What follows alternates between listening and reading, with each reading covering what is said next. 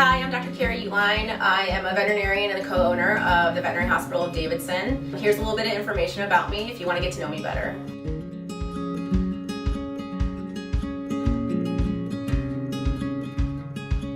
I wanted to become a veterinarian at a very young age. I was actually that girl that at age 12 was like, this is what I want to do, and I was focused my entire high school, college, grad school career to become a veterinarian.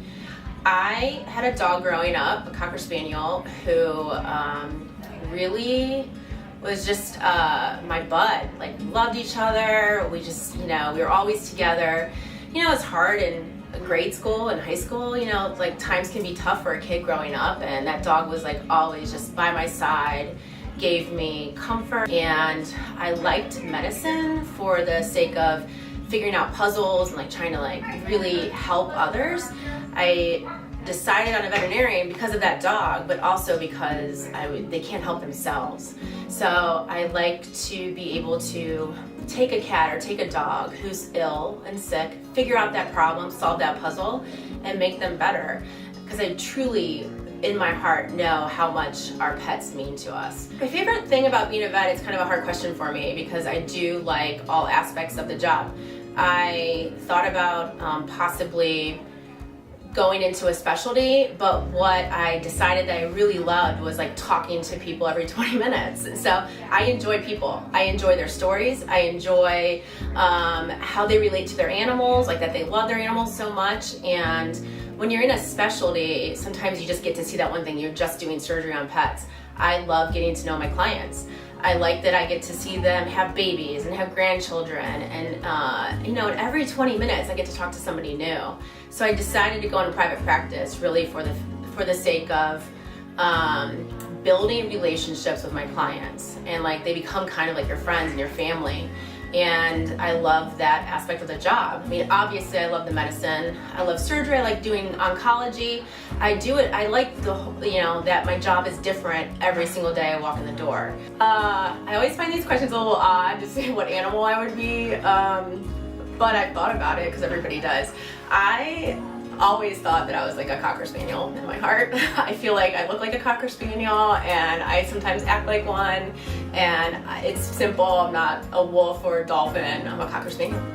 I enjoy surgery a lot. It's different every time you go in there. Even if you're doing the same procedure, like you're taking out a spleen, every spleen looks different. Every dog, when you open up their abdomens, there's something that's a little bit different, and so it's exciting because you just don't, I hate to say it's exciting, but for a veterinarian or for a surgeon, like when you open up an abdomen, you just never know what it's gonna be in there. So I guess, one of the more exciting surgeries to do for a veterinarian is when dogs eat things, cats too.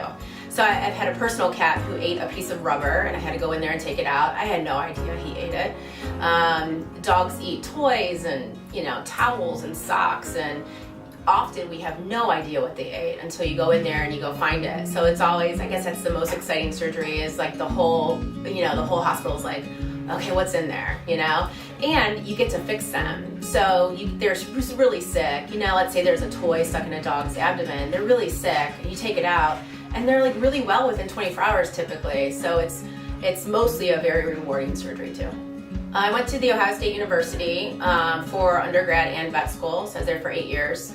I chose it because I'm from Ohio, I'm from Cleveland, and it's a great vet school, and I decided that if I was going to go to vet school somewhere, I would probably just go to undergrad there too.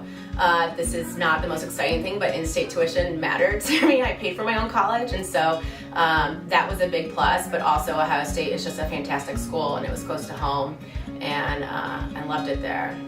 This vet hospital is very unique in so many ways, honestly. I've worked in multiple practices throughout my life. I started working at a vet hospital when I was 16, worked all through college, all through vet school, came down to North Carolina when I moved here, worked at multiple practices here. And really, honestly, the biggest difference about the Vet Hospital of Davidson is the amount of care and kindness we show to our patients and to our clients. So, you get busy. It's a hospital. You're running around. Things are coming the door. Every appointment, every 20 minutes is different. And it can be easy to sometimes just like rush through it, or like, oh, this dog's not cooperating, like let's just hold on to them harder. And what's different about this place is that we literally treat your pets as I would treat my own dog and cat. I'm not gonna just hold on to my dog harder if she's scared. I'm gonna give her some time. I'm gonna give her some pets and some cookies and try to get her comfortable in the exam room before I like force my physical exam onto her. Same with cats, you know, if my cat is anxious and fractious here, I'm not just gonna scruff my cat harder to make sure that he behaves. I'm gonna give him some time. And we have really focused on that in this hospital. We are kind to all of them. We have so much patience. You know, dogs have come in here and they're too scared. I can't touch them. I'm not gonna muzzle them and hold them down. Sometimes I literally just feed them cookies and we reschedule for another time just to get them used to this practice, used to coming in here and not hating it here right away. Or we sedate them, so at least they wake up and they're like, oh, it's not that bad, you know? So that's what I'm most proud of. I mean, we do holistic medicine, we do acupuncture, we do Chinese herbs, we really focus on nutrition in a way that a lot of practices don't, about like real food, healthy food for animals, getting them off of processed food. We do so many other unique things here, but I think that what I'm most proud of is the amount of patience and kindness we show to the pets. I would say, I don't know if this is the craziest thing, but when I think about the foreign body removals I've done in pets, the one that always popped into my head is this boxer. He was, his name was Dylan. He was taken out of a shelter, super skinny. A really good client took him out to foster him. She ended up adopting him, but he would not eat. He was really thin. He was not well. I was a young vet then. I was probably out of school for like 2 years. And it was a Sunday and he was just really declining. And so I took him to surgery because we knew he probably ate something. And he did. He ended up eating a whole mop head, likely from the shelter. He was starving. He probably had food on it. He somehow got it. Like, who knows the story? But there was an entire, you know, mop head, you know, it was like one of those big ones made of like rope, you know, inside his abdomen. I was 2 years out of school. It was a Sunday. I decided to open up this dog, and you know, it's a little scary when you're doing a big surgery like that when you're a young vet. You know, now obviously it would be no big deal for me, but back then I was like, can I do this on my own? And I had all the skills. I had done plenty of those surgeries, but I always had people around me mentoring. Someone could help me if I needed help. That was the first surgery that it was difficult. It took me hours to get all that out of him. And he did fantastic. It took him about a week to recover. He struggled at first because he was so malnourished, but he recovered, he did well. I saw that dog constantly. We were always like together, and that is always the dog I think about pulling out something out of their abdomen, is that he did great, he lived a long life, and I did it on my own at a very young age, and I was proud of myself.